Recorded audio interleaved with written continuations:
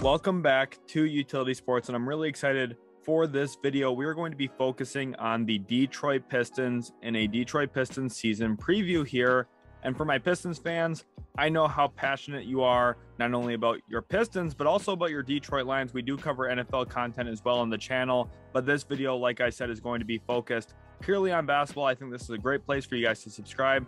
And let me know in the comment section right now how much you love those Pistons. Let's get some Detroit hype down in the comment section right now at the start of this video. And let's jump into it here. What are we going to be talking about in this video?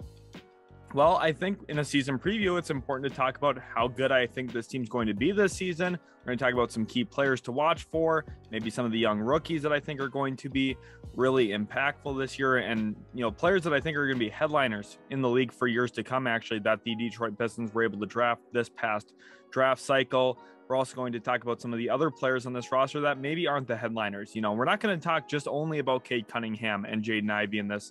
We're going to talk about how deep this roster is and a lot of the moves that Troy Weaver has made. And we're going to talk about his expertise in some of these moves. And let's actually jump into that right away here, looking at Troy Weaver. When he took this job as general manager of the Detroit Pistons, he inherited what I would consider a dumpster. That roster was nowhere near a competitive level. Honestly, when you look at it, the best players on that roster that he had from Stan Van Gundy, he started this job with Blake Griffin, Andre Drummond, and Luke Kennard. Those were his guys. And quite frankly, that's not good enough to get the job done in today's modern NBA. It just isn't, especially with Blake Griffin's health. Andre Drummond, his style of play is kind of aged out of the NBA, especially when you're looking at, key starters. You're usually not going to include a rebounder in your key starters. Now, do I think Drummond's a good player? Yes. But Stan Van Gundy, quite frankly, drove Detroit into the ground, especially when you look at the trade that he made with the Los Angeles Clippers, sending out Tobias Harris, draft picks, and more for Blake Griffin. That really allowed the Clippers to go out and make a move for Kawhi Leonard a year later, and in turn, the Pistons really never got out of the first round, and Stan Van Gundy quickly lost his job and title as both GM and head coach.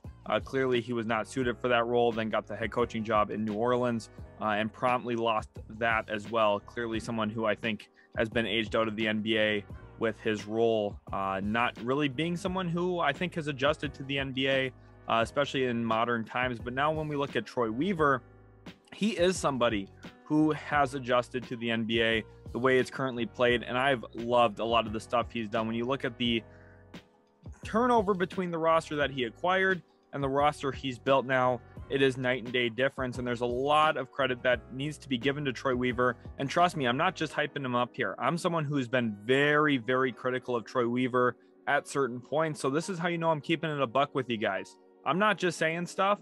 I am telling you how I honestly feel with real logic behind it. For example, when he took Killian Hayes 7th overall, I said that the Pistons were a huge loser at that draft spot. I said that was a terrible selection, specifically with the fact that they passed on Tyrese Halliburton there.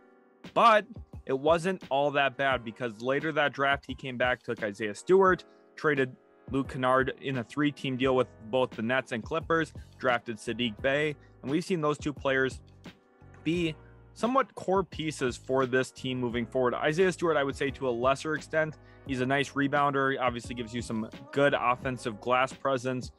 He keeps the ball alive, tips it to himself, and he's a big, strong dude, right? So he's a valuable big in this league to a certain extent, but Saddiq Bey is really the player I want to focus on from that draft, right?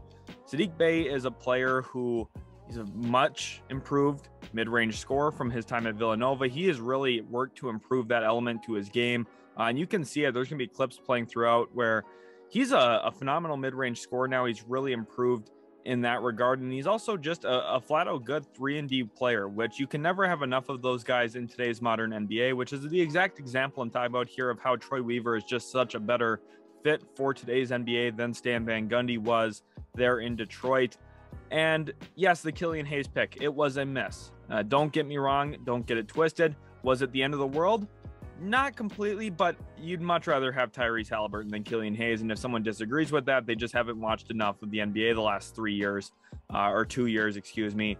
The reasoning why here is Killian Hayes is just clearly much worse than Tyrese Halliburton. But heading into year 3, I think the Pistons have maybe found a role that works for him. Coming off of the bench, he can be a reliable backup guard, albeit maybe not a full-time point guard, but with what the Pistons have on their roster in the starting spots, which we'll talk about later, they don't have to worry about that as much with Killian Hayes. He can come off the bench and be more of a defensive-minded guard and more of a floor general connector piece, which is really what I had labeled him as coming out of the draft. I had a lot of questions about his ability to score the basketball, and as a career 7-point per game scorer, roughly, I think that has been really vindicated. Usually you don't want your guy you took 7th overall to only score 7 points a game. That's been the reality up to this point, but I still think Killian Hayes does have a future in this league, although it's clearly not as a star like a lot of people were labeling him when he was coming into the draft. I was very, very against that. And you guys know with my draft coverage that, there's some guys that I end up loving. There's some guys I end up really not liking. Killian Hayes was in that group. But Pistons fans, don't worry, because the next year came. The lottery balls went your way. You got pick number 1. And was it a great year to have the first overall pick? A loaded draft class. You had Jalen Green, Scotty Barnes, Evan Mobley, but I still really think that the Pistons got the best of the bunch there with Cade Cunningham. When you look at what he's been able to do, even just through the first year of his career, he's a very cerebral player who's highly skilled, has great size, great concentration around the rim, and he's just going to keep getting better and better and better. I had a great question from one of my viewers during a live stream asking him how many points a game I thought Cade Cunningham was capable of scoring this next season. And I project anywhere from 21 to 23 points a game.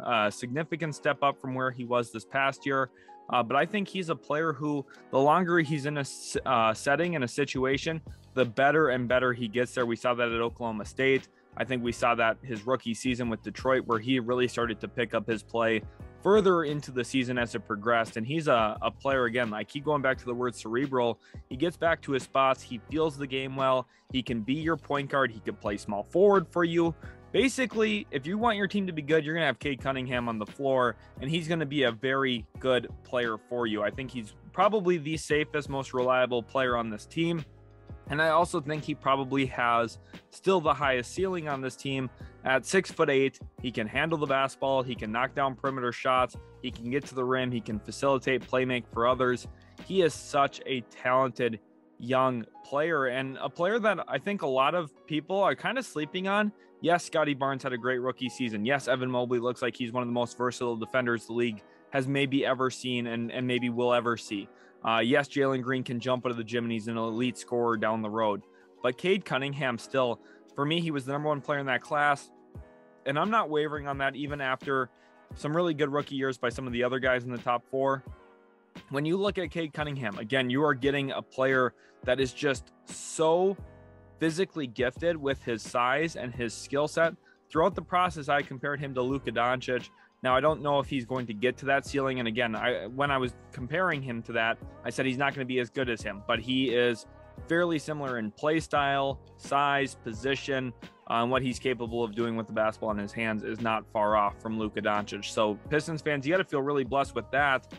And then Troy Weaver really knocked it out of the park with this most recent draft. And yes, we have not seen these guys play yet in real meaningful NBA games, but if Summer League was any vindication, we know that they got some really good players in this past draft. Player I want to start with first, of course, is my favorite player from this class, and that was Jaden Ivey. If you were watching any of the draft content here on the channel, you guys know how much I really like Jaden Ivey. I think he's a phenomenal talent, and I think the NBA game, with a little bit more spacing, a little bit more athleticism around him, you are going to see this kid shine, and it's because nobody can stop him one-on-one from getting to where he wants to go, and that is the rim, that is the lane. And when you get someone to break down a defense, draw in help, open up kick opportunities, he is going to thrive, specifically playing with a guy like Cade Cunningham, playing with a guy like Saddiq Bey, players that he just hasn't had in his career around him. One player I think he had really great chemistry with at Purdue was Sasha Stefanovic, and that was by, of course, no accident that was the best shooter on that Purdue Boilermakers team. You put shooting around Jaden Ivey, his ability to break down defenses, split double teams, work in the pick and roll, get downhill in transition. I think all of that's going to open up the floor so much more for Cade Cunningham and for Saddiq Bey, like we just talked about. And I think having those players as ancillary pieces around Jaden Ivey is going to make the game a lot easier for him. He's not going to be driving into a crowded lane anymore, where you're looking at, back in college, he had Travion Williams down there with him, Zach Edey down there with him, both talented post players for sure. But quite frankly, the lane was never open. Now let's fast forward to where he's at with Detroit. We've got shooting around him. You've also got Marvin Bagley as a screen and lob option. I like that. Kelly Olynyk can stretch the floor from a big man position, who also handles it a little bit. And I think one other thing to talk about here, Jaylen Duren, a player who I was absolutely in love with as well. And this is why I thought Troy Weaver won the NBA draft this year. I know a lot of people like the Rockets draft. I did as well. But the Pistons, to me, were the big draft winners because they were able to get these young guys, specifically Jaden Ivey and Jalen Duren. I also like Procida in round 2 for sure. But when you look at Jalen Duren, what makes him special is his switchability. And we saw it a lot in NBA Summer League. But if you also rewind some of the tape back at Memphis, that's what he was capable of. He could switch out, take a guy in the pick and roll, and really stick with him. And even if he got beat, he has the length and athleticism and timing to erase shots from behind. He's a very dynamic defensive player because of his ability to protect the rim. He's also physically very gifted, strong, sturdy. At about 6'10", he's 250 pounds. So, there's a lot of muscle mass there on him, even coming in as a rookie after his freshman season at Memphis. And the one thing that I think is going to be really nice for his job working with Jaden Ivey as well, he's very athletic. He can catch lobs. And that's something, again, Travion Williams, Zach Edey didn't really offer that to Jaden Ivey. And one other thing with Jalen Duren, Travion Williams did offer this as a really good post passer. Jalen Duren's more of a connecting passer. He's not going to be a back to the basket type of big where you feed him and he can, make reads out of that. But what he can do is you can hit him on a short roll or a short pop off of a pick and roll action. And from there, he can make the offense come alive. I actually think Jalen Duren and Marvin Bagley could survive together. I think Kelly Olynyk could play with them. Don't forget, they also have Nerlens Noel there now as well in Detroit. This team has a good collection of bigs to work with these young guards, talking about Cade Cunningham, Jaden Ivey, Killian Hayes.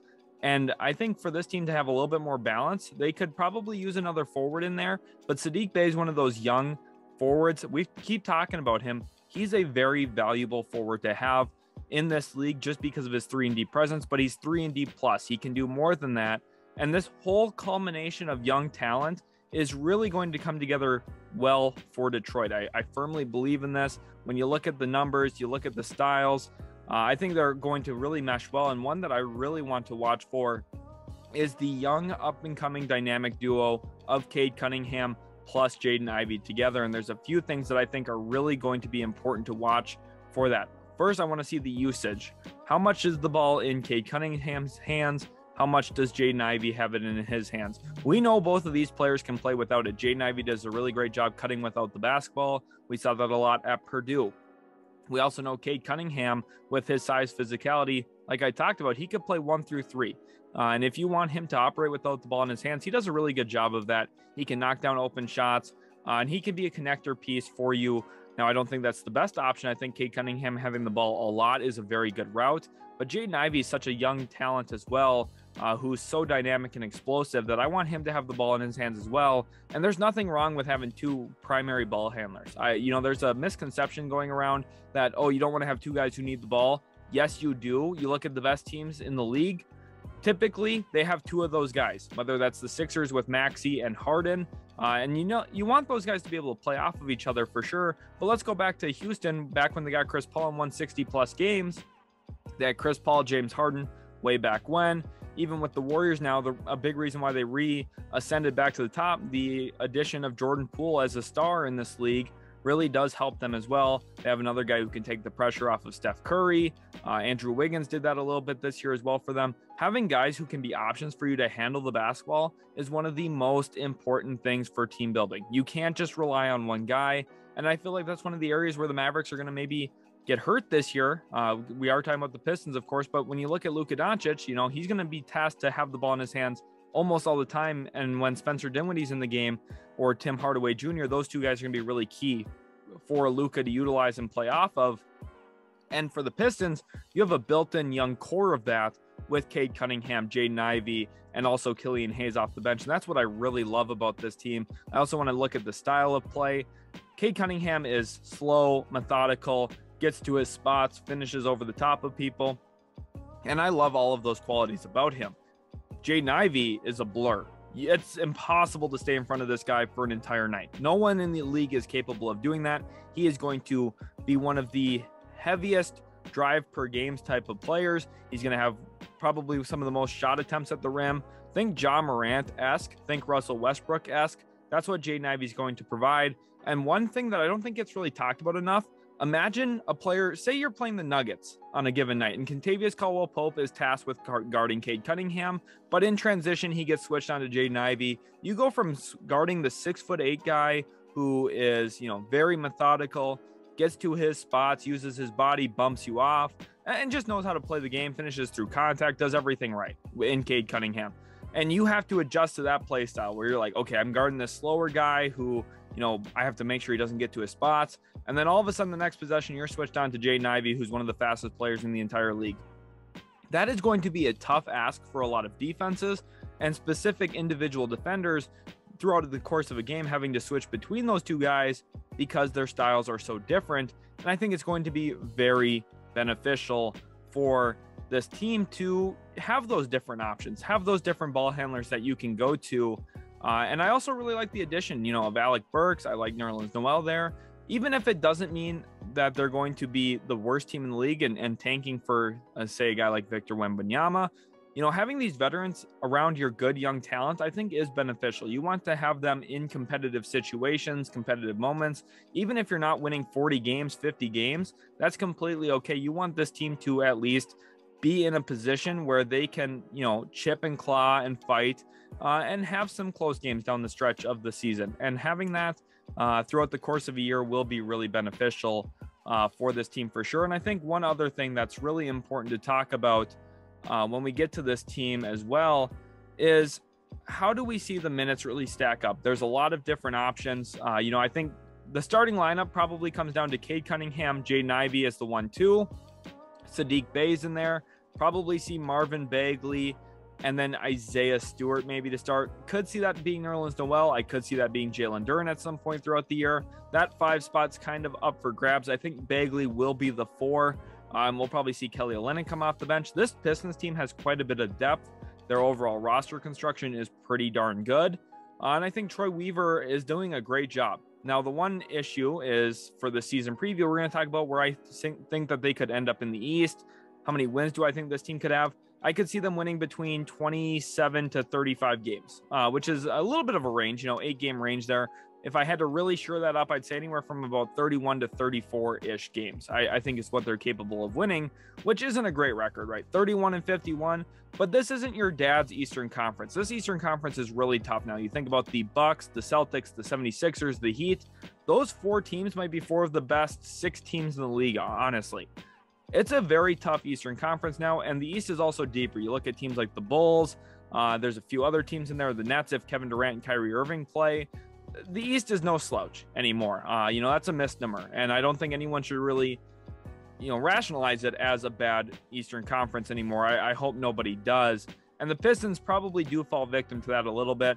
I think they're going to be better than the Orlando Magic for sure. I do not think that they will finish last in the Eastern Conference, but I think they're still going to be toward the bottom of the East, which is completely fine because this team is still really young. Cade Cunningham takes a jump. You see a lot of flashes from Jaden Ivey, Jalen Duren, and you're going to be really happy with the end result regardless of how many wins are in the win column this one season, right? We're doing a season preview for this season. So do I think there's going to be a lot of wins? No, probably not. But I think there's going to be a lot of bright spots that we see that lead this team to winning a ton down the road. And that's really what's important about this squad. I think that Troy Weaver, Dwayne Casey, they've got this team humming in the right direction, and I'm really excited for this year. There's a lot of positives that are going to come out from this season. I firmly believe that. I think Jaden Ivey could probably be an all-rookie first team. I'd actually be surprised if he's not. I think Jaylen Durhan probably could be in the running for all-rookie second team. Maybe he doesn't get it because of play time, but down the road, I think he's still a very intriguing prospect, even if he doesn't make that all-rookie second team in year one. Remember, these prospects are not about a one-year thing. It's it's about the duration of their career. So, you know, Jaylen Duren, I'm still really high on long-term what he's going to become. And overall, Cade Cunningham, I think he's going to average about 21 to 23 points a game. Isaiah Stewart, he's going to have a nice role on this team. Marvin Bagley, hopefully we see another nice year from him after getting traded to Detroit. He looked really nice.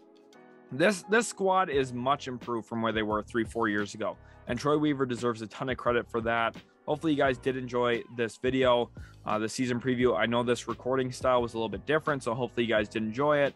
If you did, make sure to leave a like, subscribe to the channel as well. It would mean a lot, and we'll catch you guys in the very next Utility Sports video.